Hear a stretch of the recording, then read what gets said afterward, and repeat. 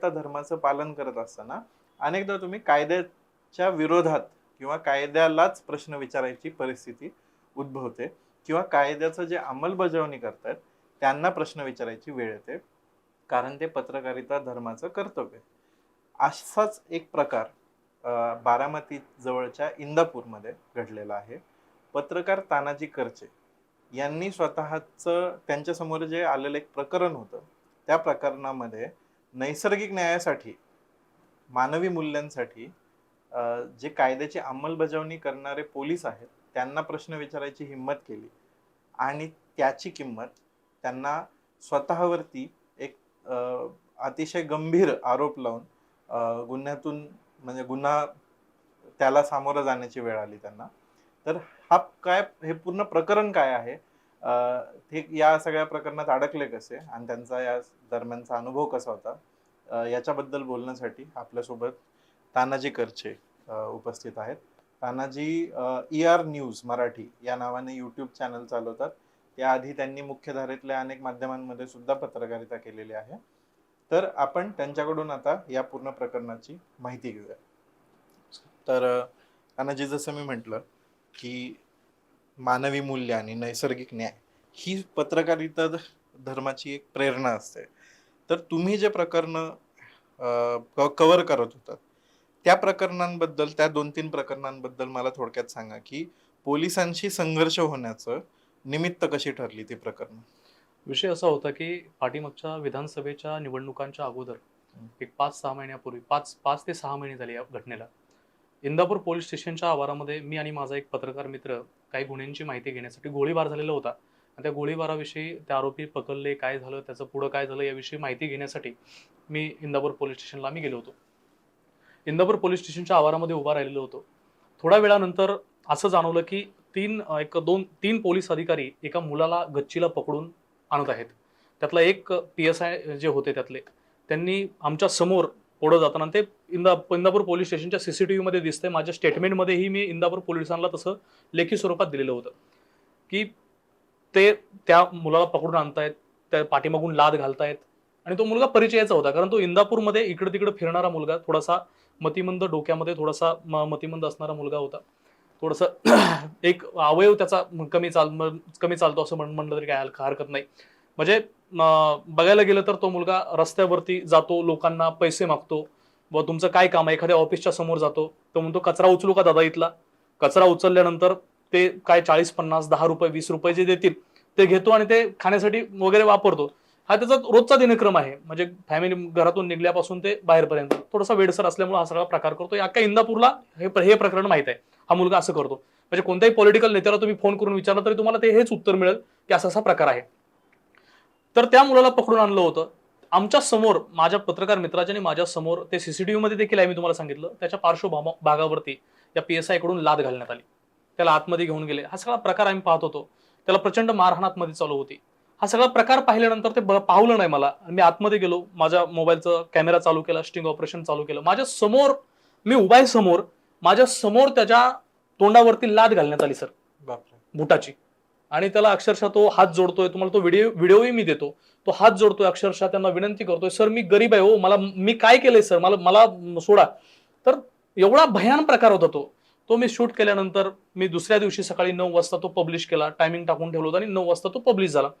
तो प्रकार पब्लिश झाला, सगळीकडं व्हायरल झाला. त्यामध्ये आपल्या लोकप्रिय खासदार सुप्रिया सुळे यांनी देखील ते ट्विट केलं आणि ट्विट केल्यानंतर त्यांच्यावरती प्रचंड प्रेशर आलं. ती बातमी प्रचंड व्हायरल होत होती वेगानं. त्यानंतर मेन स्ट्रीम तो व्हिडिओ घेऊन ते स्टिंग ऑपरेशन मेन स्ट्रीम मधल्याही मीडियाने तो भाग कव्हर केला. आणि हा सगळा प्रकार झाल्यानंतर पोलीस डिपार्टमेंटवरती प्रचंड प्रेशर आलं आणि प्रेशर आल्यानंतर त्यातले 3 अधिकारी निलंबित झाले. आता मुद्दा असा आहे की पत्रकाराने काय केलं पाहिजे. माझ्या समोर जो चुकीचा प्रकार घडतोय तो त्याची मी बातमी लावली, पण मी थोडीच मागणी केली की यातले अधिकारी निलंबित झाले पाहिजे. ते प्रेशर क्रिएट होऊन पोलीस डिपार्टमेंटने तुम्हाला निलंबित केलंय, याचा प्रचंड राग अगोदरपासूनच पोलीस स्टेशनच्या मनामध्ये होता. याविषयी मला वारंवार पोलीस निरीक्षक कोकणे यांनी बोलावून अक्षरशः त्यांच्या केबिनमध्ये धमक्या दिल्या. म्हणजे ते मला म्हटले तुला घोडा लावल्याशिवाय मी सोडणार नाही. म्हणजे इथपर्यंत ते बोलले की मी मोहोळला त्या भागामध्ये मी काम केलेलं आहे आणि तिकडे मला एक आमदार नडला आणि त्याला मी नोकरी सोडायच्या अगोदर घोडा लावला. हे कोण म्हटले तर कोकणे साहेब मला त्या प्रकरणानंतर बोलले. मी म्हटलं सर ठीक आहे, तुम्ही मला घोडा लावा, कारण शेवटी मी ज्या मूल्यामध्ये जगलेलो आहे, ज्या आंबेडकरी विचारामध्ये किंवा फुले शाहू आंबेडकरी विचारामध्ये जगलेलो आहे, ते मूल्य मला कुणाची चाटोगिरी किंवा लाचारगिरी करायला शिकवत नाही. जरी पत्रकारिता, एक तर मी युपीएससी करत होतो, युपीएससी सोडून मी पत्रकारितेकडे आलो. माझा मुळात म्हणजे मी पत्रकारितेकडे आलोय याचा अर्थ असा नाही की मी कुणी मला सांगेल की बाबा तुला मी घोडा लावतोय, मग तू असं असं कर, आमच्या बाजूने स्टेटमेंट दे आणि स्टेटमेंट बदल. मला ते जमलं नाही. मी त्या पेनड्राईव्ह मध्ये तो व्हिडिओ भरून दिला, त्यांना मी माझं स्टेटमेंट नोंदवलं, जबाब नोंदवलं, सगळ्या गोष्टी त्यांना लेखी स्वरूपात दिल्या, सगळं केलं. 3 अधिकारी सस्पेंड झाल्याचं प्रचंड राग मनामध्ये होता. त्यानंतर मला अनेक वेळा बोलून दाखवण्यात, तुला आम्ही सोडणार नाही असं पोलिसांकडून बोलण्यात आलं होतं. हे सगळं प्रकरण जात असतानाच 27 तारखेला म्हणजे माझ्यावरती गुन्हा 28 जानेवारीला दाखल झाला. 28 जानेवारीला माझ्यावरती अॅट्रॉसिटी आणि 353 सरकारी कामात अडथळा असा एका पोलीस शिपाईने, सरकारी पोलीस शिपाई कॉन्स्टेबलने हा गुन्हा माझ्यावरती दाखल केलेला आहे. त्याची पार्श्वभूमी तुम्हाला सांगतो. 27 तारखेला मला बारामतीमधून अगोदरपासून 2-3 दिवस अगोदरपासूनच एका महिलेचा फोन येतो. सीमा मुसळे नावाची महिला आहे बारामतीमध्ये, आणि ती महिला तहसील कार्यालयाच्या समोर उपोषणाला बसली होती. सर, गेली 5 दिवस झालं उपोषण करून देखील कोणताही म्हणजे कुणीही तिला कव्हर करायला जात नव्हतं, कोणतीही मीडिया जात नव्हती, कुणीही जात नव्हतं. ती महिला मला फोन करून माझ्याजवळ तिने रडली आणि म्हणली की सर नक्की काय केलं पाहिजे, म्हणजे आत्महत्या करण्याशिवाय आमच्याकडे पर्याय नाही, कारण 5 दिवस झालं आम्ही उपोषणाला बसलोय आणि कुणीच जर कव्हर करायला यायला तयार नसेल, पत्रकार येत आहेत, बातमी घेतायत, निघून जात आहेत, नंतर कुणीही लावत नाही ती बातमी, नक्की आम्ही काय केलं पाहिजे. त्याची मला दया आली आणि मी 27 तारखेला सकाळी माझी गाडी चालू केली आणि मी गाडी घेऊन ती बातमी कव्हर करण्यासाठी गेलो बारामतीला.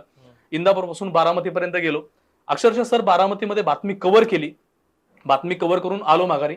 त्या महिलेने जे सांगितलं तिच्या मुलावरती जे पोलीस उपाधीक्षक आहेत, डीवायएसपी आहेत, तर त्यांच्या जवळच्या लोकांनी या महिलेच्या मुलावरती अॅट्रॉसिटीचा खोटा गुन्हा दाखल केला होता असं त्या महिलेने मला सांगितलं. मतलब त्या महिलेची मुलं जेई मध्ये टॉपर आहेत आणि अशा शालेय पोरांवरती अॅट्रॉसिटीचा खोटा गुन्हा दाखल केलेला होता. त्या महिलेने तिचं दुःख गारान सांगितलं, ते देखील माझ्या युट्यूब चॅनलवरती आहे, यार न्यूज मराठीवर. तेही तुम्ही त्याची शहानिशा करावी, खात्री करावी. ते सगळं झाल्यानंतर ते मी घेतलं, तिची बाजू ऐकून घेतली, सगळ्या गोष्टी केल्या, आणि बाजू ऐकून घेतल्यानंतर मला असं जाणवलं की तिच्यावरती प्रेशर क्रिएट केलं जात होतं. की ते सांगत होती मला की डीवायएसपीच्या जवळचा त्यांचा एक मित्र आहे आणि त्यांच्या मित्राच्या संलग्न असणाऱ्या लोकांवरती तिला जुन्या एका जमिनीच्या वादामध्ये त्या लोकांनी फसवलं होतं, तिचा त्यांच्यावरती गुन्हा दाखल होता. तो गुन्हा दाखल झालेला गुन्हा जो आहे तो मागे घेण्यासाठी या महिलेवरती अॅट्रॉसिटीचा गुन्हा टाकलेला होता आणि तिला सांगितलं जातो तुझ्यावरचा अॅट्रॉसिटीचा गुन्हा काढून घेण्यासाठी तू पहिला तो गुन्हा आमच्यावरती जो टाकलेला आहे तो काढून घे, अशा प्रकारे सांगितलं. तिच्याकडे ते पुरावे देखील आहेत, तिने मला ते पुरावे दाखवलं. एवढं सगळं असल्यानंतर सर स्वाभाविक आहे, नॅचरल पत्रकारिता करत असताना एखाद्या महिला बाबा 5 दिवस उपोषणाला बसली, कुणीच जर दखल घेत नसेल, कुणाला तरी त्याची दखल घ्यावी लागेल ना. बरोबर. मग मी ती बातमी लावली. ती बातमी कव्हर केल्यानंतर, ती बातमी लावल्यानंतर मला संध्याकाळी साहेबांचा फोन आला आणि साहेबांनी मला सांगितलं की बातमीत बदल कर, बातमी डिलीट कर, बातमीत बदल झाला पाहिजे तानाजी. मी बातमीचं हेडिंग होतं बारामतीचा डीवायएसपी बनला आका. स्वाभाविक होतं, तुम्ही वैचारिकरित्या बोलून सगळ्या गोष्टी करू शकत होता, परंतु तुम्ही तसा अवलंब केला नाही. मला ते बोलले बाबा असं कर, स्वाभाविक माझ्या पिंडाप्रमाणे मी ती बदललं नाही, कारण माझ्याकडे ठोस पुरावे होते, त्याचे सगळ्या गोष्टी होत्या. दुसऱ्या दिवशी 28 तारीख तो दिवस गेला, प्रचंड बातमी व्हायरल झाली, त्यांच्यावरती काय प्रेशर क्रिएट झालं असेल, काय झालं मला ते माहित नाही. मुळात तुम्हाला त्यातली एक गोष्ट सांगतो आणखी, ज्या महिलेच्या मुलांवरती अॅट्रॉसिटीचा गुन्हा दाखल केला होता त्या महिलेकडून मला अशी माहिती मिळाली की तो अॅट्रॉसिटीचा गुन्हा बातमीनंतर फायनल करून, म्हणजे एफआयआर खोटी दिली असं त्यांनी मला सांगितलं, एफआयआर खोटी दिली अशा प्रकारे फायनल करून तो कोर्टामध्ये पाठवण्यात आला. म्हणजे खरंच ती खोटा गुन्हा होता. हे माहित होतं डीवायएसपींना, तरी देखील तो गुन्हा तिच्या मुलावरती दाखल झाला आणि त्यांना ते डील करण्यात आली. तुम्हाला 5 दिवसाचा वेळ देण्यात आलेला आहे, 4 दिवसाचा वेळ देण्यात आलेला आहे, तुम्ही हा गुन्हा मागे घ्या, तरच तुमच्यावरती पोरांवरती जो अॅट्रॉसिटीचा गुन्हा आहे तो आम्ही कमी करू. सर विशेष बघा, हद्द बघा याच्यातली कशी आहे की या महिला जी आहे ती महिलेच्या पोरांची त्यावेळेस एक्झाम चालू होती, परीक्षा चालू होती, त्या परीक्षेला देखील त्यांना बसता आलं नाही, बरेचसे पेपर त्यांचे बुडले, असं नुकसान देखील त्यांचं झालं. ही बातमी लावली सरांनी, मला डीवायएसपी साहेबांनी सांगितलं की तू बातमी बदल कर. मी काय बातमीत बदल केला नाही माझ्या पिंडाप्रमाणे. दुसऱ्या दिवशी मी 28 तारखेला इंदापूर पोलीस स्टेशनमध्ये गुन्ह्यांची माहिती घेण्यासाठी गेलो होतो. दुपारची वेळ होती, साधारणतः 3-3:30च्या सुमारास. गेल्यानंतर मला असं तिथं सांगितलं की मी तर पोलीस निरीक्षक जे सूर्यकांत कोकणे आहेत ते क्राईम मिटिंगसाठी पुण्याला गेलेले आहेत असं समजल्यानंतर मी माझी गाडी चालू केली आणि पाठीमागच्या दिशेने येऊ लागलो. सर त्या ठिकाणी काही नागरिक उभा होते, वयस्कर नागरिक होते, काही पाठीमागच्या साईडला, म्हणजे मेन पोलीस स्टेशन सोडून ज्या ठिकाणी पोलिसांना राहण्यासाठी वसाहती बांधलेल्या आहेत अशा ठिकाणी ते लोक उभा होते, जिथं सीसीटीव्ही नाही, जिथं क्वार्टर्स जे आहेत राहण्यासाठी, त्या ठिकाणी काही नागरिक उभा होते. ते नागरिक त्या ठिकाणी होते, त्यांनी मला ओळखलं, मला ते ओळखत होते, पण मी त्यांना स्वाभाविकपणे ओळखत नव्हतो, कारण ते शेवटी इंदापूरमधले कुठले आहेत, मी पण नवीनच इंदापूरमध्ये पत्रकारिता करत आहे. मी पूर्वी पुण्यामध्ये असल्यामुळं एवढा कनेक्ट नव्हता इंदापूरचा. त्या लोकांनी मला हाक मारला, पत्रकार साहेब म्हणून हाक मारल्यानंतर मी माझी गाडी थांबवली, मी तिथं गेलो त्यांच्याजवळ. त्यांना विचारलं काय झालं, तर त्यांनी मला सांगितलं की आमच्या शाळेत शिकणाऱ्या म्हणजे 10वीला जी मुलं होती, 10वीत शिकणारी, 9वीत शिकणारी, त्यानंतर 11वीला शिकणारी, अशी मुलांना पकडून आणलंय, आमच्या मुलांना 10वीत शिकणाऱ्या मुलांना पकडून आणलेलं आहे आणि या एका त्या क्वार्टर्स मधल्या रूम मध्ये बंद करून ठेवलेलं आहे, डांबवून ठेवलेलं आहे, असं मला सांगण्यात आलं. मी थोडी पार्श्वभूमी ऐकून घेतली त्यांची. त्यांना विचारलं म्हणजे काय झालंय, कसं झालं. ते म्हणले की आमची पोरं गाड्यांवरती शाळेमध्ये आलेली होती आणि शाळेमध्ये आल्यामुळं हे असा सगळा प्रकार करतो. त्यातला एक पालक तिथंच होता उभा. तो मला म्हटला की पत्रकार साहेब तुम्हाला मी ओळखत नाही, पण तुम्हाला एक गोष्ट सांगतो, पाठीमागच्या वेळेस माझ्या मुलाला पकडून आणलं होतं आणि असंच पैसे घेऊन माझ्या मुलाला सोडण्यात आलं. म्हणजे हा प्रकार मला माझ्या कानावरती आला होता की हा गेली एक दीड महिन्यापासून हा प्रकार चालू आहे. म्हणजे इंदापूर पोलीस स्टेशनचे काही पोलीस कॉन्स्टेबल आणि त्यांची एक टीम, जे पोलीस निरीक्षक कोकणे यांच्या निरीक्षणाखाली चालते, असं मला सांगण्यात आलं होतं की ती टीम जी आहे ती टीम काय करते, जाते शालेय पोरांना गाड्यांवरती जे येतात त्यांना पकडते, घेऊन येते, रूम मध्ये ठेवते आणि त्यांच्या पालकांना संपर्क करते, तुमच्या मुलांवरती आम्ही गुन्हा दाखल करतोय. म्हणजे तुम्ही स्वाभाविकपणे ग्राउंड लेवलला जरी याची चौकशी केली गुप्तपणे, कारण काय झालेला विषय, मला माझीच धिंड काढण्यात आली इंदापूरमध्ये, पत्रकाराची धिंड, त्यामुळे सामान्य माणसं बोलायला थोडी घाबरायला लागलीत प्रचंड या व्यवस्थेच्या विरोधात. आपण त्या मुद्द्यावर तुमच्या सोबत जे घडलं ते येऊच, पण तो जो घटनाक्रम आहे तो व्यवस्थित तो सांगा. मग तो जो विषय होता, मी तिथं त्यांना विचारलं, म्हटलं मलाही इन्फॉर्म माझ्या काही खाजगी सूत्रांद्वारे मला माहिती मिळत होते की बाबा इथं असा प्रकार चालू आहे, पण माझ्या कामाच्या वेपातून मी तिथे गेलो नव्हतो. योगायोग त्या दिवशी मला ती पालकं भेटली आणि मी म्हटलं ठीक आहे, मी बघतो. सर मी बाहेरनं कॅमेरा चालू केलाय माझ्या मोबाईलचा, तो व्हिडिओ आहे तो तुम्हाला मी देतो. मी चालू केलेला कॅमेरा घेऊन गेलो, दरवाजा वाजवला, दरवाजा एका अल्पवयीन पोराने उघडलेला आहे. मी आतमध्ये गेलो सर, दरवाजा उघडल्यानंतर आतमध्ये गेल्यानंतर आतमधून त्या पोरगं बाजूला झालं, अक्षरशः आतमध्ये चटई टाकून रणदिवे नावाचे कॉन्स्टेबल, माझ्या ओळखीचे नाहीत ना, त्यांचं माझं गाव एक आहे, त्यांना मी पहिल्यांदा इंदापूर पोलीस स्टेशनला पाहिलेलं आहे. ते पण मला ओळखत नव्हते, मी त्यांना ओळखत नव्हतो.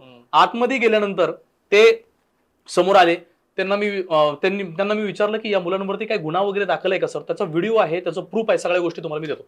त्यांना मी विचारलं सर या मुलांवरती काय गुन्हा दाखल आहे का, ते मला म्हटले गुन्हा दाखल नाही.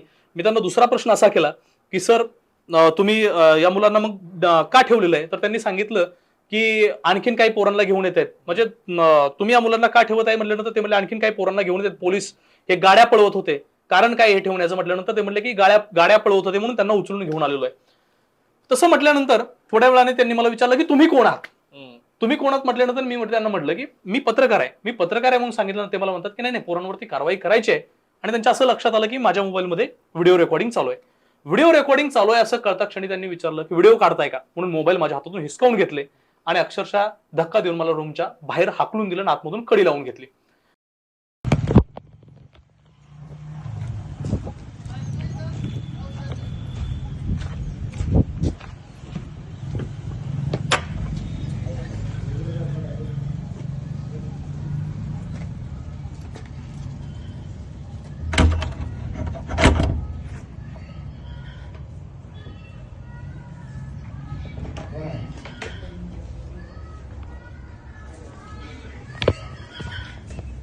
काय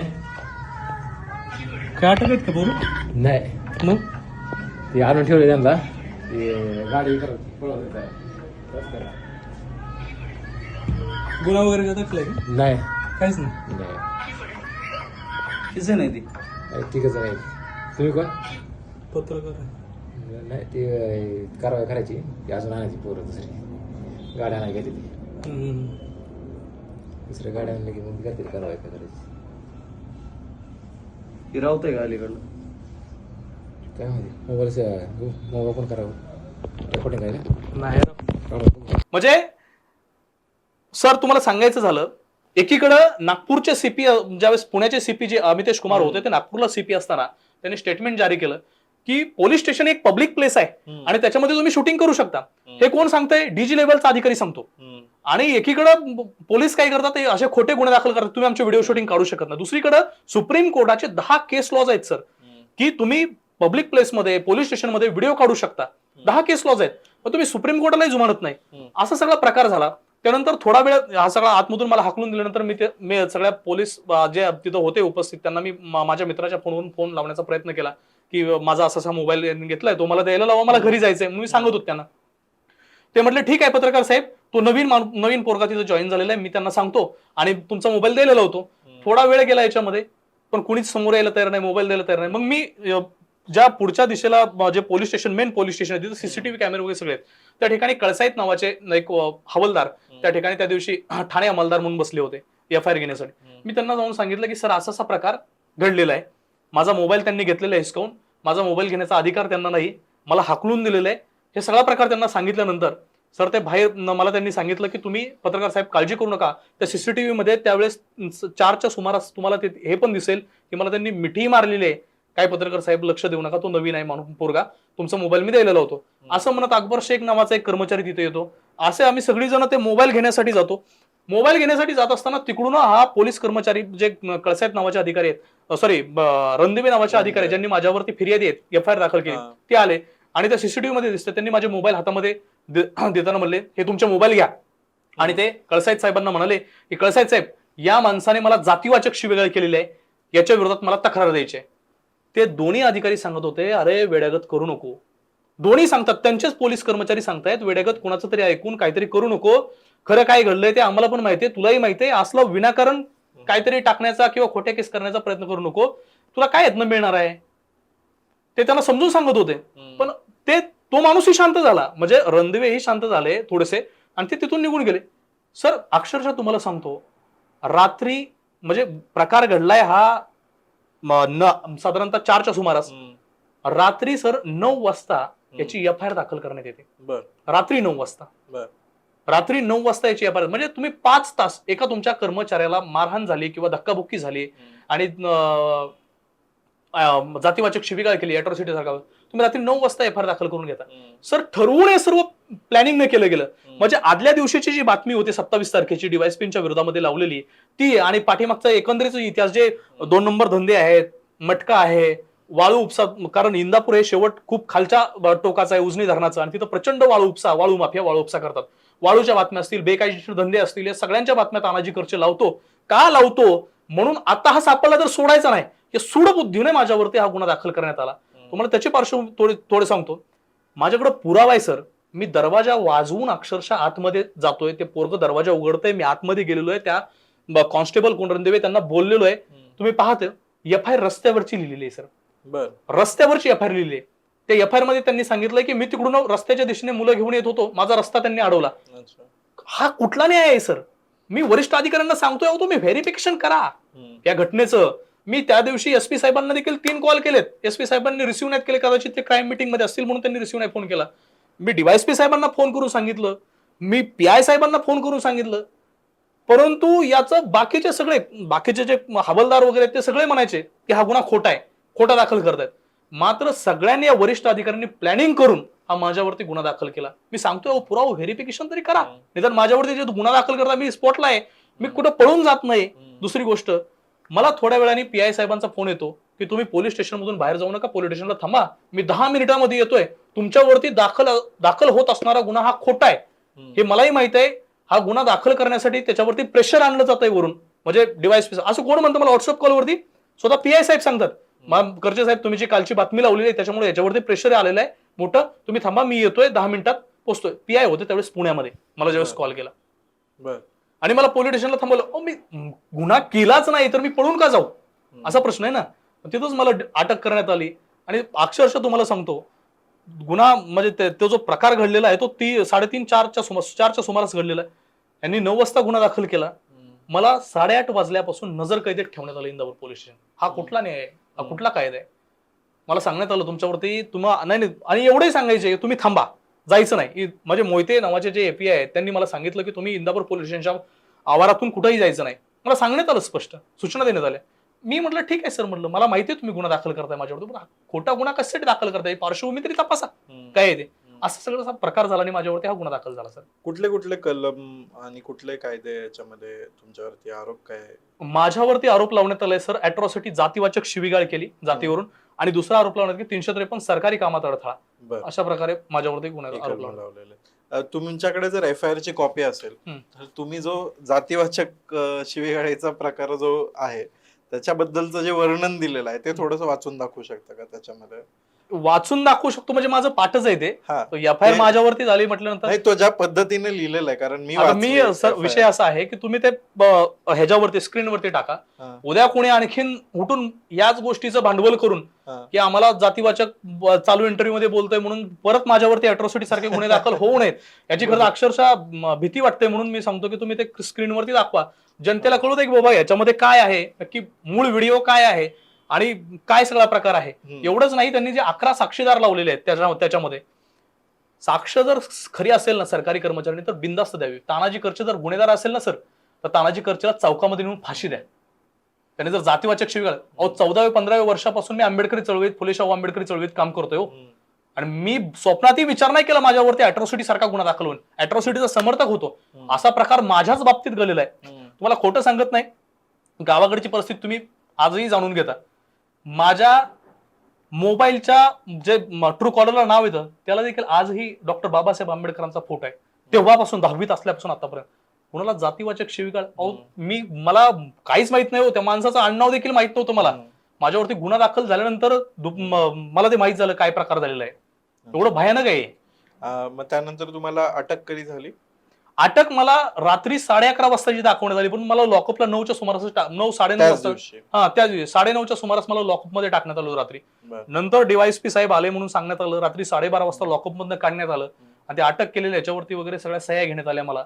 माझ्या म्हणजे 11:30ला अटक केली असं दाखवून सगळ्या सह्या घेण्यात आल्या. DYSP साहेब रात्री 12:30 वाजता आले आणि त्यांनी ते सगळा प्रकार केला. मग नंतर काय त्यानंतर तुमच्या बोलणं झालं किंवा तुम्हाला काय म्हणाले पोलीस लॉकअप मध्ये असताना? लॉकअप मध्ये मला ज्यावेळेस पुन्हा 12:30 वाजता मला लॉकअप मध्ये मधून काढलं, इंदापूर पोलीस स्टेशनला नेण्यात आलं. इंदापूर पोलीस स्टेशन मधून पुन्हा मला लॉकअप मध्ये टाकण्यासाठी खाली घेऊन गेले. सह्या वगैरे घेतल्यानंतर लॉकअप मध्ये मला टाकल्यानंतर साधारणतः 1 ते साधारणतः 3-3:30च्या दरम्यान, मला एक्झॅक्टली टायमिंग माहित नाही पण त्या दरम्यानचे CCTV फुटेज चेक केले, तपासले तर तुम्हाला दिसेल. ते मला DYSP आणि ते PI कोकणे साहेब आणि DYSP राठोड साहेब या दोघं सोबत आणि त्यांच्यासोबत काही कर्मचारी आल्यानंतर तिथं सर मला प्रश्न म्हणजे सांगण्यात आलं की करचे बातमी एडिट झाली का रे, म्हणजे बातमीमध्ये बदल झाला का रे? मी म्हटलं सर नाही बदल झाला. मग होईल म्हटलं सर. नाही खूपच वेळ लागतो रे अपडेटला, काय बोलतोय एवढं सगळा, म्हणजे DYSP स्वतः बोलतात त्यामध्ये. म्हणजे सर मला गुन्ह्यामध्ये कोणत्या गुन्ह्यामध्ये अटक करण्यात आलेली आहे याचा सिक्वेन्स तुम्ही म्हणजे तुम्ही विचार करू शकता की याची लिंक कुठं जाते ते. म्हणजे मला ते सांगण्यात येते की बातमी तुझ्याकडून नाही का एडिट झाली आणखी, म्हणजे त्या बातमीच्या अनुषंगाने बातमी लावली म्हणून माझ्यावरती गुन्हा दाखल करण्यात तिथंच सिद्ध होत आहे सर. त्यानंतर मला सांगण्यात येतं तू मटक्याच्या वाळूच्या लय प्रकरण गाजवतो, बातम्या करतो, वाळूच्या मटक्याच्या बातम्या, तू पोलीस अधिकाऱ्यांची नावं मला सांगतो, असं करतो. म्हणजे या गुन्ह्याच्या अनुषंगाने एकही मला प्रश्न विचारणार, फक्त एवढंच सांगण्यात आलं की तुला पोलिसांचा काय प्रॉब्लेम आहे, सिस्टीमचा काय प्रॉब्लेम आहे तुला, तू बातम्या करतो पोलिसांच्या विरोधात म्हणून तुझ्यावरती म्हणजे ही अवस्था माझी झालेली आहे, असं मला अक्षरशः सज्जड दम देण्यात आला पोलीस कोठडीमध्ये. त्यानंतर सर तुम्हाला त्याच्या पुढचा हक्क हे सांगतो, हे सगळे मला भेटून जाते वेळेस अक्षरशः माझ्या अंगावरची कपडे काढून घेण्यात आली. जे अंतराला खाली फरशीवरती देण्यात आलेलं होतं चटई वगैरे ती काढून घेण्यात आली. मला 1-1.5 तास फरशीवरती अक्षरशः खाली झोपायला लावलं सर या लोकांनी, बाहेर कपडे काढून घेऊन. म्हणजे हे नक्की काय आहे, नक्की हे तुम्हाला काय सिद्ध करायचं होतं नक्की? माझी कपडे काढून घेऊन किंवा मला तिथं खाली फरशीवरती झोपायला लावून तुम्हाला काय नक्की सिद्ध करायचं होतं? हा कुठला न्याय आहे? आपण या भारतामध्ये जी न्यायाच्या दृष्टिकोनातून बघतो सर, नक्की हा न्याय आहे का? काय प्रॉब्लेम आहे तुम्हाला पोलिसांशी? प्रॉब्लेम काहीच नाही, सिस्टीमशी प्रॉब्लेम आहे हो, भ्रष्ट सिस्टीमशी प्रॉब्लेम आहे. पोलिसांशी मला, पोलीस काय माझे सगळे सोयरे नाहीत किंवा माझे विरोधक नाहीत, माझे दुश्मन नाहीत पोलीस, मला काहीच प्रॉब्लेम नाही पोलिसांशी. मला एकट्या पोलीस सिस्टीम, या सिस्टीमशी जे भ्रष्ट अधिकारी आहेत, करप्ट अधिकारी आहेत. तुम्हाला जर तानाजी करचेची भीती का वाटते? तानाजी करचेला घाबरण्याची काय गरज आहे? तुम्ही जर एवढे सज्जन असाल, एवढे तुम्ही तत्विक असाल तर तानाजी करचेला तुम्ही एवढे का, तुम्हाला एवढ्या शेवटच्या टोकाचे तानाजी करचेवरती खोटे गुन्हे दाखल करावे लागतात, तानाजी करचेला डांबून ठेवावं लागतं जेलमध्ये, तानाजी करचेची कपडे काढून घ्यावी लागतात? नाही, पण मी तेच विचारतोय की तुम्ही पोलिसांच्या अशा कोणत्या बातम्या याच्या आधी, आता एक हे प्रकरण झालं भ्रष्टाचाराचं, याच्या आधी पण तुम्ही काही वेगवेगळ्या कुठल्या बातम्या केल्या होत्या का अशा? प्रचंड बातम्या केल्यात सर, प्रचंड बातम्या केल्यात. म्हणजे मी तुम्हाला सांगितलं, आमच्या इंदापूर तालुक्यामध्ये उजनी धरणामध्ये वाळूचा मोठा साठा आहे. तर अक्षरशः तिथं कार्ड दिली जातात पोलिसांकडून बर की एवढा हप्ता द्यायचा, त्या हप्त्याचं कार्ड तुम्हाला देण्यात येतं गाडी चालकाला, ते वाळू माफियांना. एवढ्या मोठ्या प्रमाणात तिथं पैशाचं कलेक्शन केलं जातं. सर याचा परिणाम काय होतो? तुम्ही वाळू उपसा करता याची म्हणजे हे बेकायदेशीरच आहे. याचा परिणाम सर तानाजीकरची बातमी का लावतो वाळूची? त्याचं कारण आहे सर की हे जे शेतकरी आहेत ना, त्यांच्या शेतामधून मध्यातून हे लोक वाळू माफिया जबरदस्तीनं रस्ता पाडतात. नदीच्या कडची जी शेतजमीन आहे बरोबर. त्यांची पिकं उद्ध्वस्त होतात, त्यांचे रस्ते उद्ध्वस्त होतात सर. आणि ते लोक तक्रार आमच्याकडे करतात म्हणून आम्ही बातमी लावतो सर. आमचं पर्सनल इंटेन्शन काहीच नाही याच्यामध्ये. लोक सांगतात की पत्रकार साहेब आम्ही जगायचं कसं? ते जे मच्छीमार आहेत ना आतमधले, त्यांची अक्षरशः ही वाळू माफिया सगळी जाळी तोडून टाकतात त्या बोटी घालून त्याच्यामध्ये. या लोकांनी जगायचं कसं? मग त्यांचा कोणीच प्रश्न उपस्थित करायचा नाही का वाळू माफियांचा? मग त्यांना तोच इश्यू होता. अक्षरशः म्हणजे एका मंत्र्याच्या पीएने त्यांना फोन लावलेला होता आणि त्या मंत्र्यांच्या पीएला देखील ते सांगत होते, मी इकडे ऐकत होतो, मंत्र्यांच्या पीएला ते सांगत होते की तानाजी करचले वाळूच्या बातम्या गाजवतो, वाळूची प्रकरणं गाजवतो, त्यानंतर बेकायदेशीर धंद्याची प्रकरणं गाजवतो, पोलिसांच्या विरोधात बातम्या करतो. अहो विरोधात काय केली बातमी? जे सत्य आहे ते सांगतो ना. विरोधात म्हणजे विनाकारण कोणाला टार्गेट करून थोडीच बातम्या केल्यात मी. जे सत्य आहे ते सांगतो ना. म्हणून आता मग ते मला मी ऐकत होतो ती गोष्ट की ते सांगत होते की आता त्याला आम्हाला त्रास द्यायला येतो, मग आम्हाला त्याला त्रास द्यायला येत नाही का या पद्धतीने? म्हणजे हा सर सगळा प्रकार पूर्व मनुष्यातून किंवा पूर्व दोषा जे त्यांच्या मनामध्ये माझ्याबद्दलचा राग होता त्याच्यातून सर केलेला आहे हा सगळा. मग तुम्हाला या दरम्यान आता तुम्ही जेव्हापासून या माफियांच्या बातम्या लावल्या, पोलिसांच्या लावल्या, या दरम्यान कधी पैशांची ऑफर आली ना. इंदापूर पोलीस स्टेशन कडून मला अनेक वेळा हे जे त्यांचे जे वेगवेगळे विभाग त्यांना नेमून दिले, डीबी असेल किंवा वेगवेगळे जे विभाग, त्यांच्याकडून अनेक वेळा सांगण्यात आलं की तू इंदापूर पोलीस स्टेशनच्या बातम्या बंद कर, तुला आम्ही तुझा काय जो हप्ता आहे तो ठरवून देतो. सर हे हप्ता घेण्यापेक्षा आणि लाचारी करण्यापेक्षा आहे ना, का करायची लाचारी, का घ्यायचा हप्ता, असा प्रश्न आहे ना. मी त्यांना नाही म्हणून सांगितलं म्हणून त्यांनी हे शस्त्र वापरलं. मी जर इतरांसारखा मॅनेज झालो असतो तर हे शस्त्र आजपर्यंत माझ्या आयुष्यात 22 दिवस जेलमध्ये बसण्याची वेळ आली नसती, तुम्हाला मी स्पष्टपणे सांगतो. त्यामुळे त्यांनी हे शस्त्र वापरलेलं आहे. मी त्या 3 पोलीस अधिकारी जे सस्पेंड झाले त्याच्यामध्ये कॉम्प्रोमाइज केलं नाही म्हणून ते निलंबित झाले. त्यांच्या विरोधात मी स्टेटमेंट दिलं म्हणून त्याचा माझ्यावरती राग आहे. मी जर त्यावेळेस मॅनेज झालो असतो तर माझ्यावर त्यांचा रागच राहिला नसता. मी मॅनेज होत नाही हा त्यांचा इश्यू आहे सर. मग खोटं सांगायचं, ब्लॅकमेलिंग करा, दाखवा ना तुम्हाला काय ब्लॅकमेलिंग केलं ते. मग त्यानंतर तुम्हाला कुठल्या तुरुंगात नेलं गेलं? सर मला तुम्हाला मी सांगतो, 28 तारखेला मला लॉकअपमध्ये टाकण्यात आलं, रात्र गेली. दुसऱ्या 29 तारखेला कोर्टामध्ये हजर करण्यात आलं. मला कोर्टामध्ये हजर केल्यानंतर सर गाडीचं चाक पंक्चर असल्याचं कारण दाखवण्यात आलं. गाडी चांगली, गाडीची हवा सोडून देण्यात आली. त्याचे सीसीटीव्ही फुटेज तुम्ही कोर्टात बसले चेक करा. आमच्या नातेवाईकांच्या समोर गाडीतली हवा सोडून देऊन तिथं त्या ड्रायव्हरला ते सगळं करण्यात आलं. मला कोर्टापासून ते पोलीस स्टेशन पासून चौकातून चालवत आणलं सर. हे खोटं कारण सांगण्यात आलं, गाडीचं चाक पंक्चर आहे म्हणून. मला कोर्टापासून ते अगदी पोलीस स्टेशन मध्ये चालवत आणलं. तिथं बाहेर सगळ्या समोर उभा करण्यात आलं. त्या आवारामध्ये दिंड काढली माझी. त्यानंतर पाठीमागं नेलं, ते पंचनामा केला त्यांनी, सगळ्या गोष्टी केल्या, परत आणलं, उभा केलं, तिथं बसवून ठेवलं. म्हणजे एवढं हॅरेसिंग होतं सर की तिथून मला परत पुन्हा खालच्या जेलमध्ये टाकण्यात आलं. म्हणजे असं वाटायचं की यार काहीच गुन्हा केला नाही तरी आपल्याला अशी आपली धिंड काढण्यात येते. तुमचा तुरुंगातला जो अनुभव होता त्याच्याबद्दल थोडस. मग 29 तारखेला मला सर खालच्या लॉकअपमध्ये ती सगळी प्रोसेस झाल्यानंतर पुन्हा लॉकअपमध्ये ठेवण्यात आलं.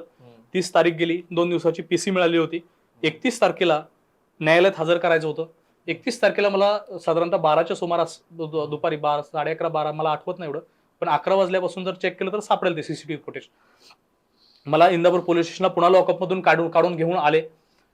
सर मला लॉकअपमधून काढून घेऊन आले आणि पीआय साहेबांच्या रूमच्या शेजारी एक बिना सीसीटीव्हीची बाथरूम असणारी वगैरे त्यांची एक रूम आहे, पर्सनल काय असेल त्या रूम मध्ये पीआयच्या दप्तरी जिथं बसतात तिकडून घालण्यात आलं आतमध्ये, त्या रूम मध्ये आणण्यात आलं. आणि हे जे वरिष्ठ अधिकारी होते, डीवायएसपी साहेब असतील, पीआय साहेब असतील, त्यांचे आणखीन पोलीस कर्मचारी असतील, ते सगळेजण समोरून सीसीटीव्ही म्हणून त्या रूम मध्ये आले. माझी महाराष्ट्र सरकारला आणि या पोलिसांच्या जे कोण वरिष्ठ प्रामाणिक पोलीस असतील त्यांना विनंती आहे, 31 तारखेचं पीआय कोकणे साहेबांच्या रूमचं सीसीटीव्ही फुटेज फक्त चेक करा. त्याच्यात ऑडिओ स्पष्ट येतोय. अक्षरशः सर मला गुडघ्यावरती बसायला लावलं या लोकांनी. मला सांगण्यात आलं तुझ्या आम्ही फॅमिलीत घुसणार आहे, तुझ्या फॅमिलीत घुसून आम्ही एकेकाला सोडणार नाही. तू ज्या पोलिसांच्या बातम्या लावल्या, पोलिसांना निलंबित केलं आणि अक्षरशः असा एकही शब्द नव्हता की जो असा चांगला एका सुसंस्कृत माणसासारखा बोलला जाईल. अक्षरशः एवढ्या घाणघाण शिव्या देण्यात आल्या. सगळं ऑडिओ रेकॉर्डिंग त्या याच्यामध्ये सापडणार. फक्त ते प्रामाणिकपणे चेक केलं पाहिजे. ते फक्त आता घाळ होऊ नये एवढ्या दिवसात, म्हणजे घाळ केलं जाऊ नये पोलिसांकडून. मला एवढ्या शिवाय देण्यात आल्या. मला सांगण्यात आलं आता तुला तुझ्या गावातून तू फिरवणार आहे, तुझ्या घरी गावाकडे जायचंय, तुझ्या घराकडे जायचंय. मला सांगा, मी त्या स्पॉटवरून हल्लोच नाही, स्पॉटवरून कुठंच गेलो नाही. मला गावातून फिरवण्यासाठी तुम्हाला सांगतो, मला फक्त गावातून फिरवण्यासाठी अक्षरशः माझ्या घराची घरजडती घेण्याचं निमित्त करण्यात आलं. म्हणजे एका बाजूने पुणे सोलापूर हायवेने येताना साधारणतः 13-14 किलोमीटर माझं घर आहे पोलीस स्टेशन पासून, आणि दुसरीकडून येताना 20 किलोमीटर प्लस आहे. तर त्यांनी ती गावातून आणण्यासाठी 20 किलोमीटर प्लसचा तो रस्ता निवडला. मी सांगायचो माझं गाव माझ्या घरापर्यंत जायला गाड्यांना रस्ता आहे, सगळ्या गोष्टी आहेत, तरी देखील माझं म्हणणं ऐकून घेण्यात आलं नाही. गावाच्या पलीकडच जिथं गाव सुरू होतं तिथं यांच्या गाड्यांचा ताफा थांबवला आणि अक्षरशः 20-30 मी पोलीस मोजले पण भरपूर पोलीस त्याच्यामध्ये मला पकडून एखाद्या सराईत गुन्हेगारासारखं, किंवा सराईत गुन्हेगार पण न्यायालय आहे ना त्याला द्यायला, काय जो आहे तो शिक्षा द्यायला, यांनी माझी धिंड काढली अक्षरशः सर गावातून. गावातील सगळे लोक बघत होते, सगळे गोष्ट बघत, यांनी गावाच्या मधून माझी धिंड काढली. पुन्हा मला गाडीत बसवण्यात आलं, घरी आली. घरी सर अक्षरशः एवढं हार्शिंग होतं ते, सगळ्या घर उचकटलं, सगळ्या गोष्टी केल्या, सगळं बघितलं, शेवटी काय सापडलं नाही म्हणून पुन्हा मला माझ्या लहान बायको सोबत, आई समोर सगळ्या गोष्टी म्हणजे एवढं हारेसिंग होतं ते. तिथून मला पकडण्यात आलं, परत ह्याच्यात व्हॅन मध्ये बसवण्यात आलं. मात्र येताना न्यायालयात उशीर होत होता, 3 वाजून न्यायालयाचा वेळ झाला होता, म्हणून त्यांनी बरोबर शॉर्टकटचा मार्ग अवलंबून मला ते घेऊन गेले. म्हणजे एवढं सर भयानक होतं ते. इंदापूर पोलीस स्टेशन मध्ये हजर केलं. म्हणजे मी असा काय गुन्हा केला की माझी धिंड काढावी लागली तुम्हाला? नक्की काय केलं? तुम्हाला कोणत्या तुरुंगात ठेवलं होतं? त्यानंतर सर 31 तारखेला MCR मंजूर झाला, न्यायालयीन कोठडी सुरू झाली. मग नंतर मला येरोडा जेलमध्ये ठेवण्यात आलं सर. येरोडा जेलमध्ये ठेवण्यात आलं. मग ते अगदी 18 तारखेपर्यंत न्यायालयीन कोठडी चालली. 18 तारखेपर्यंत, 18 तारीख संपल्यानंतर मग ते बाहेर आलो मी.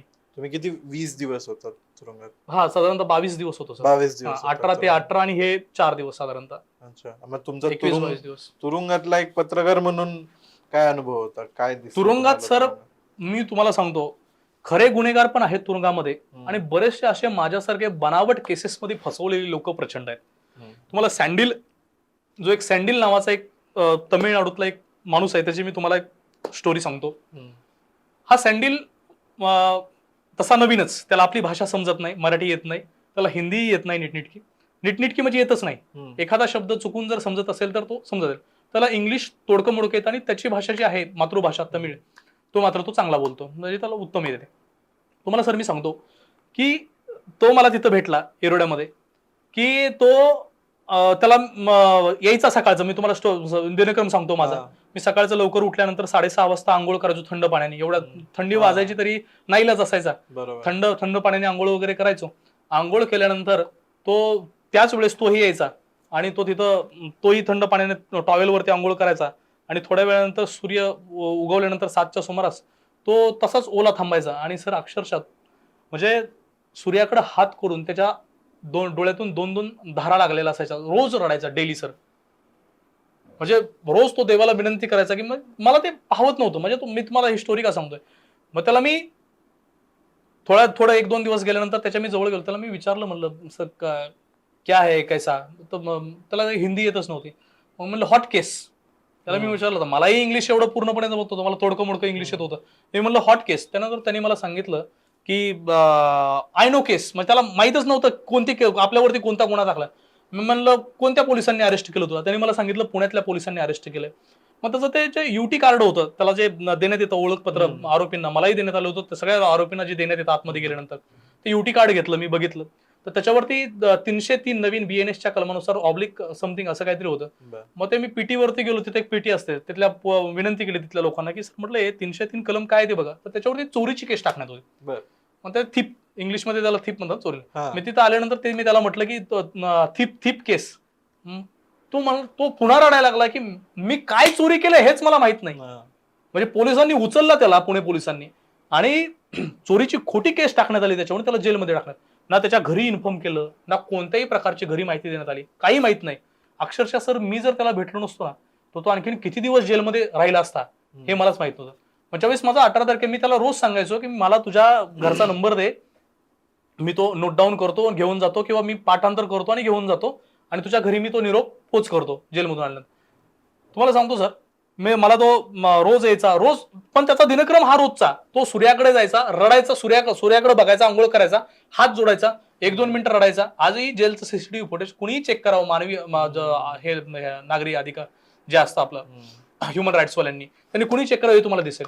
तो रडायचा. मग त्याला मी ते सगळं सांगितलं. ज्यावेळेस माझा बेल झाला 18 तारखेला, त्यावेळेस मी सर गेटच्या बाहेर आलो. अचानक माझ्या लक्षात आलं, गेटच्या बाहेर म्हणजे ते बाराखीच्या गेटच्या बाहेर आलो. माझ्या अचानक लक्षात आलं सर की सँडिलचं निरोप द्यायचा आहे आणि त्याचा नंबर आपण घेतलेला नाही. सर मी परत पळत त्या गेट आतमध्ये गेलो. तो मला हे तिथले हे म्हणले की तू आतमध्ये कशाला निघालाय, आता जा की घरी, बेल झालाय तर परत परत कशाला जेलमध्ये माघारी वळून बघतोय, असा सगळा प्रकार. सर म्हणलं नाही, म्हटलं माझी चप्पल राहिलेली आतमध्ये, मी चप्पल नव्हती घेतली, मी चप्पल तिथं सोडली होती आणि आलो होतो. म्हटलं एखाद्या माणसाला उपयोग येईल आतमध्ये, कपडे वगैरे आतमध्ये ठेवून आलो. मग तिथं आतमध्ये गेल्यानंतर सर त्याचा मी विचारलं तर तो अक्षरशः सर बंदी झालेलं होतं आणि बंदी झाल्यानंतरच बाहेर काढतात. तर अक्षरशः तो त्या जेलच्या गजाला धरून रडत होता. मग त्याला असं वाटलं की आता हा पण गेला, आता आपल्याला किती दिवस आतमध्ये राहावं लागतं. अक्षरशः तो दिवसभर त्या जेव्हा माईक वरती पुकारलं जातं ना सर, त्याच्यापाशी जाऊन असं ऐकत बसायचं की माझं नाव कधी येईल, माझं नाव कधी येईल. मग त्याचा मी मिसेसचा नंबर पाठ केला, बाहेर आलो. म्हणलं चिठ्ठी वगैरे नको न्यायला ना, तर आणखीन गेटवरती काय पकडलं बिकललं, तिथं कशाचं पत्रकरण, कशाचं काय, तिथं मारहाण होण्यापेक्षा म्हटलं आपण जाऊया. असं पाठ केला नंबर. सर बाहेर आलो, घरी गेलो. घरी गेल्यानंतर दुसऱ्या दिवशी मला खूप रात्र झालेली होती. घरचे खूप माझ्या टेन्शनमध्ये होते. घरचे म्हणजे प्रचंड फरफड झाली होती या गुन्ह्यामध्ये अगोदरच घरच्यांची. मी घरी आलो दुसऱ्या दिवशी, त्यांना त्याच्या मिसेसला मी व्हॉट्सअप कॉल केला आणि सांगितलं, म्हटलं ऐसा ऐसा. त्याच्या मिसेसला आणि त्याच्या मुलांना चांगली हिंदी बोलता येत होती, सुशिक्षित होते ते. त्यांना मी सांगितलं ऐसा ऐसा आपका ये जो सैंडिल है वो येरोड़ा जेल में बंद है, आप आके उसकी मुलाकात ले लो, और जो थिप की केस है ऐसा ऐसा 300 कलम बिलम बताया, कौन सा पुलिस स्टेशन वगैरह मैंने बता दिया. सगळं सांगितल्यानंतर ते आले आणि ते त्या सेंडिलला सोडवून घेऊन गेले. सर सेंडिल घरी गेल्यानंतर तमिळनाडूमधनं मला व्हिडिओ कॉल केला सेंडिलने, आणि त्यावेळेसही तो मोठ्याने रडत होता सर सेंडिल. एवढं वाईट होतं. म्हणलं अरे सेंडिल कब, म्हणलं रिलीज कब हुआ, मी विचारत होतो. त्याची बायको त्याला सांगायची ट्रान्सलेट करून, ते असं म्हणतो. ते मग सांगायचं की आता असं म्हणजे अण्णा मला अण्णा म्हणायचा तो फोनमध्ये. तो मला सांगायचा की अण्णा मी आता आलेलो आहे. मी म्हटलं यू कम पुणा. तो मला मोठ्याने सांगत होता नो पुणा अण्णा, अण्णा नो पुणा. म्हणजे एवढं वाईट वाटलं सर. विद्येचं माहेरघर असणाऱ्या पुण्यामध्ये, आणि पुणे ग्रामीण असेल किंवा पुणे शहरामध्ये एवढं वाईट परिस्थिती आहे.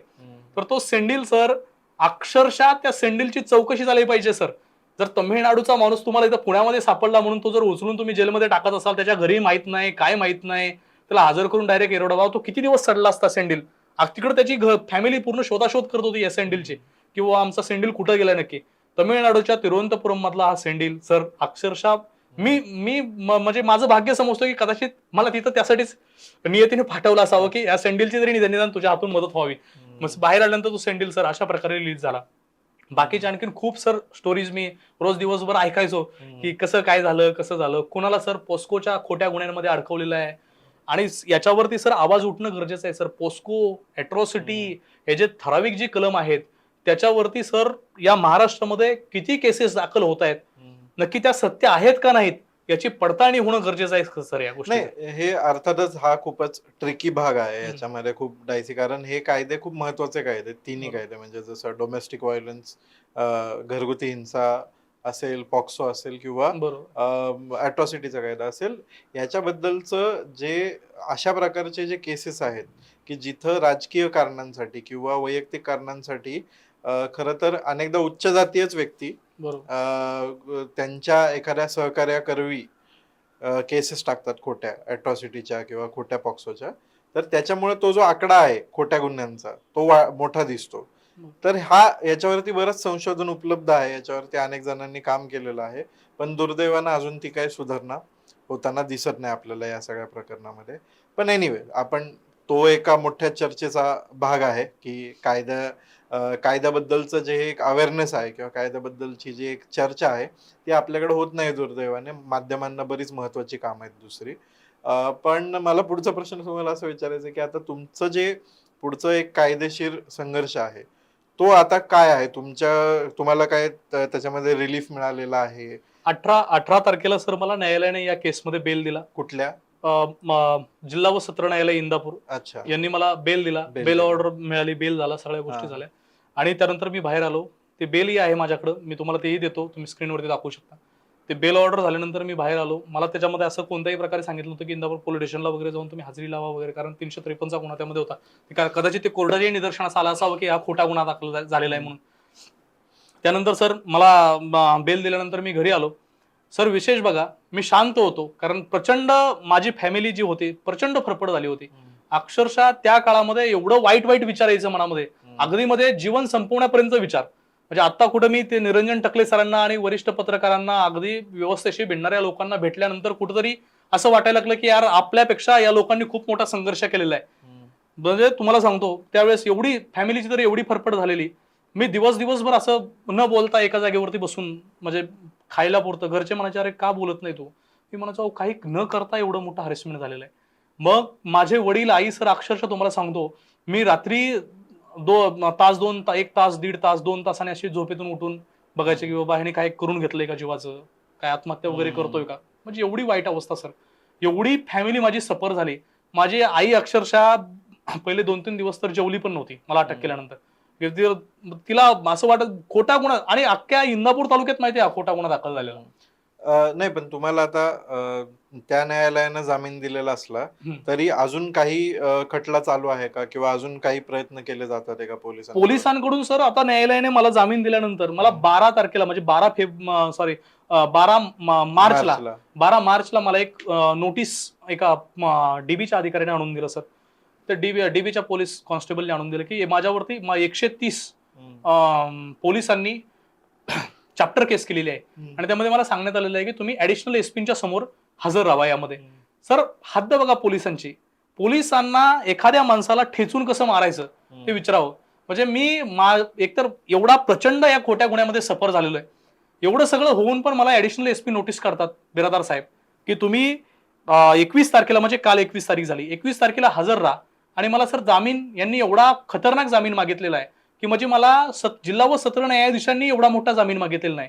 यांनी मला त्याच्यामध्ये नमूद केलेलं आहे की तुमच्याकडून हा जो सरकारी नोकरदार असणारा आणि 25,000ची सॉल्व्हन्सी असणारा जामीन द्या. म्हणजे त्यांना माहिती आहे की लोकांना सरकारी नोकरदार असल्या भानगडीत पडत नाही कोणाच्या. सरकारी नोकरदार जामीन मिळाला नाही तर याला पुन्हा, आम्हाला तिथं सांगण्यात आलं होतं डीबीच्या अधिकाऱ्याकडून की तुम्हाला पुन्हा 15 दिवस येरवड्याची तुमची व्यवस्था आम्ही करून ठेवलेली आहे, तुम्ही काळजी करू नका, असा निरोप आहे साहेबांचा, असं देखील सांगितलं होतं. म्हणजे तर ते नोटीस होतं की सरकारी जामीनदार उपलब्ध करून द्या आणि त्याची 25,000ची सॉल्व्हन्सी असली पाहिजे. म्हणजे ऑरला ठेवतात, सरकार जामीनदार द्या किंवा 25,000ची सॉल्व्हन्सी असणारा हे द्या, आमच्याकडे बॉन्ड द्या. यांनी तसं नाही केलं माझ्या बाबतीत. सरकारी जामीनदार व 25,000ची सॉल्व्हन्सी असणारा तो ऐपतदार असला पाहिजे, असा जामीन मला मागण्यात आला. म्हणजे एवढी फरफट यांच्या मनामध्ये सर दुसरं काहीच नाहीये.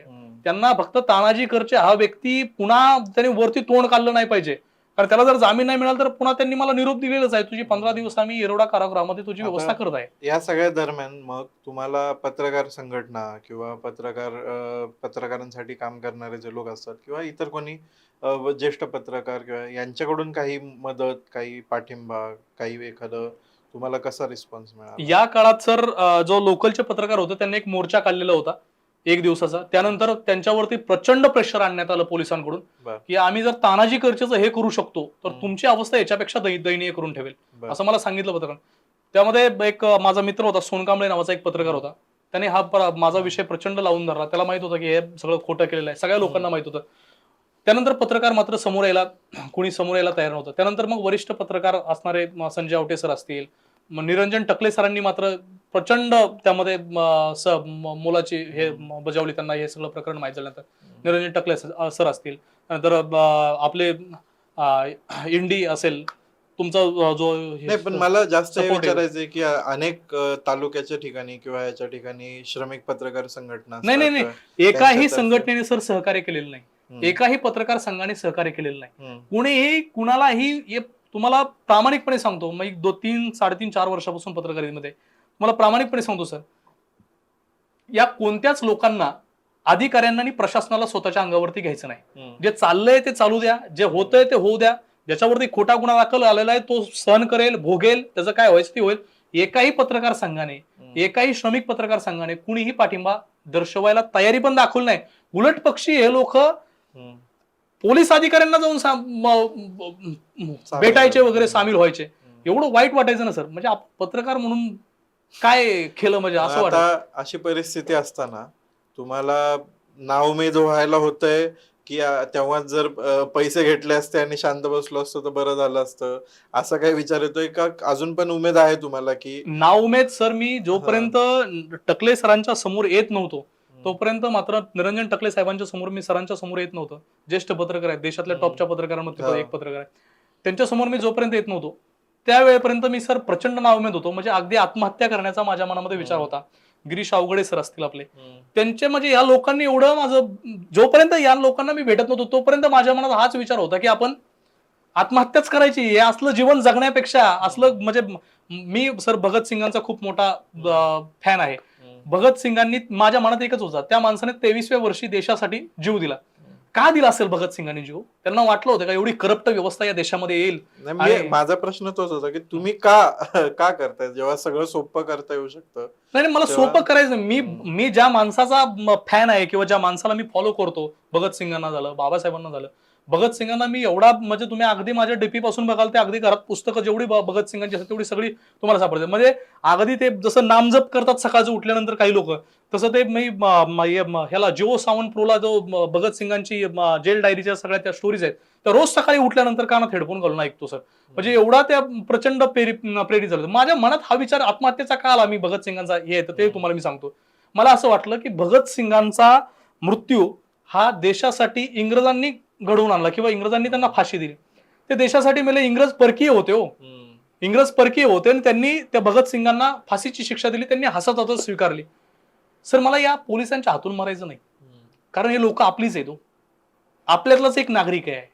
या लोकांनी जोपर्यंत एमपीसीचा अभ्यास करतात, मी युपीएससीचा अभ्यास करतो, एमपीसीचा अभ्यास करतात ना हे लोक सगळे युपीएससीचा, त्यावेळेस खूप अशा बड्या बड्या गप्पा मारतात की आम्ही असं करू, हे करू, ते करू सिस्टीममध्ये. आणि ज्यावेळेस वर्दी अंगावरती घालतात, सिस्टीममध्ये येऊन बसतात, खुर्चीवरती प्रशासकीय सेवेमध्ये येऊन बसतात ना, हे सगळे सब घोडे एक समान, असं काम आहे सर. सर, या लोकांचं मला एवढंच पाहिजे. माझ्या मनात एकच विचार, यांच्या हातून मारायचं, आपण स्वतःचं जीवन संपवून घ्यायचं.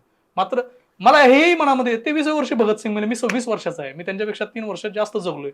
काय या देशामध्ये जर न्यायच मिळत नसेल तर जगून तरी काय फायदा आहे? कुणावरती यायचं, खोटे गुन्हे दाखल करायचे, त्याची शहानिशा नाही, काही नाही, काही नाही. 22-22 दिवस जेलमध्ये बसायचं. बरं, जेल भोगून आल्यानंतर तरी शांत बसावं ना. वरून मला नोटीस पाठवतात आणि तुम्ही प्रिव्हेंटिव्ह करण्यासाठी या. अहो, थोडी तरी मानसिकता, माणुसकी नावाची, नैतिकता नावाची तुमच्याकडे गोष्ट आहे का नाही? काय तर आपण आता जो हा सगळा संवाद ऐकला त्यावर तुमच्या मनात अनेक प्रश्न उठले असतील, तुम्हाला अनेक विचार आले असतील. आपण नेहमीच मोठमोठे सेलिब्रिटी पत्रकार, महत्वाचे पत्रकार यांना साजरं करतच असतो, पण भारतात, आपल्या राज्यातही अनेक ग्रामीण भागातले पत्रकार आहेत जे जीवावर उदार होऊन अनेक प्रकारचे रिस्क घेऊन पत्रकारिता जिवंत ठेवत असतात. त्यामुळे पुढच्या वेळेस जेव्हा तुम्ही पत्रकारिता विकली गेली असं एक ढोबळ वाक्य वापराल तेव्हा अशा पत्रकारांची आठवण नक्की काढा. ते कुठल्या प्रसंगातून जातात, कुठल्या संघर्षातून जातात याची दखल घ्या, याची जाण ठेवा आणि अशा पत्रकारांना विसरू नका, अशी पत्रकारिता विसरू नका आणि त्यांना प्राधान्य देण्याचा प्रयत्न करा. बाकी सर्व निर्णय तुमच्यावरती आहे. तर तानाजी, तुम्ही इथं आलात, वेळ दिलात, याबद्दल तुमचे आभार. इंडी जर्नल जसं माहीतच आहे तुम्हाला, हा एक मुक्त प्लॅटफॉर्म आहे. पूर्णतः कुठल्याही प्रकारचं कॉर्पोरेट किंवा राजकीय फंडिंग आम्ही घेत नाही. आम्ही पूर्णतः तुमच्या देणग्यांवरती अवलंबून आहोत. तर या डिस्क्रिप्शन मध्ये जी लिंक आहे ती वापरून तुम्ही आम्हाला देणगी पाठवू शकता. तुमच्या प्रतिक्रिया नक्की नोंदवा. हा व्हिडिओ लाईक करा, शेअर करा आणि सबस्क्राईब करा इंडी जर्नलला. पाहत राहा इंडी जर्नल.